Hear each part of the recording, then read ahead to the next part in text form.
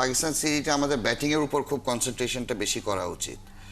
ওখানে আপনার রান করতেই হবে। Test is still the premium format. এটা হলো the most at the top level of cricket I think.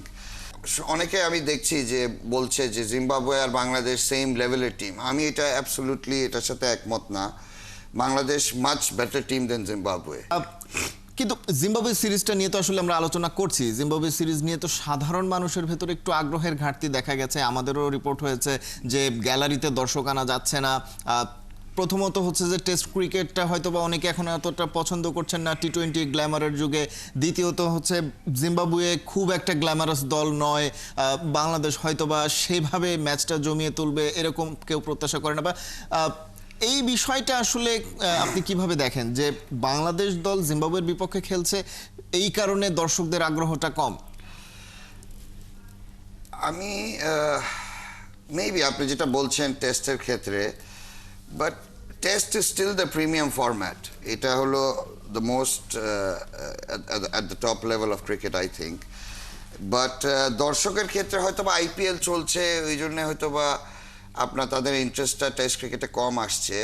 আর আরেকটা সেন্স, আপনি যে জিম্বাবুয়ের ক্ষেত্রে বলছেন, আমি কিন্তু ওটা ওভাবে দেখছি না এখন। কারণ হলো জিম্বাবুয়ে মেবি অনেকে আমি দেখছি যে বলছে যে জিম্বাবুয়ে আর বাংলাদেশ সেম লেভেলের টিম। আমি এটা অ্যাবসলিউটলি এটার সাথে একমত না। Bangladesh much better team than Zimbabwe. আর গতকালকে যে রেজাল্টসটাও হয়েছে, এটাতেও মানে মানে এমন বিশাল কিছু না, কারণ এটা is expected. This is how Bangladesh should be dominating with teams like Zimbabwe and others. বিশেষ করে ঘরের মাঠে। জি জি, আমি জিম্বাবুয়েকে ছোট করে বলছি না, they are very good team, but Bangladesh is a much better team and this is how we should be performing. তো ওই ক্ষেত্রে হয়তো বা মানুষের ইন্টারেস্টটা একটু কম আসছে, যে না খেলা মজা পাবো না, গিয়ে বেশি ভালো কিছু দেখতে পারবো না।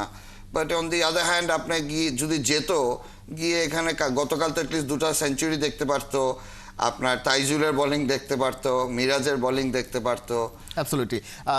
কিন্তু এর পরে অর্থাৎ জিম্বাবুয়ের বিপক্ষে আপনি যেটা বলছিলেন যে বাংলাদেশের সহজেই জেতা উচিত, কারণ হচ্ছে বাংলাদেশ জিম্বাবুয়ের চেয়ে অনেক বেটার টিম।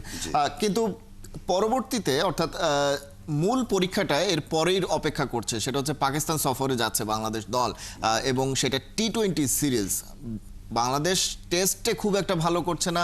ওয়ানডেতে বাংলাদেশের সবচেয়ে প্রিয় ফরম্যাট ছিল, কিন্তু সেখানেও একটু ডাউন হয়ে গেছে।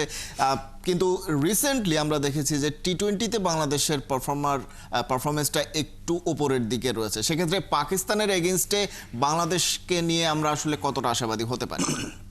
I think it will B a very difficult series. আমি অ্যাকচুয়ালি ওয়েট করছি নাহিদ রানার পারফরমেন্সটা ওখানে দেখার জন্য।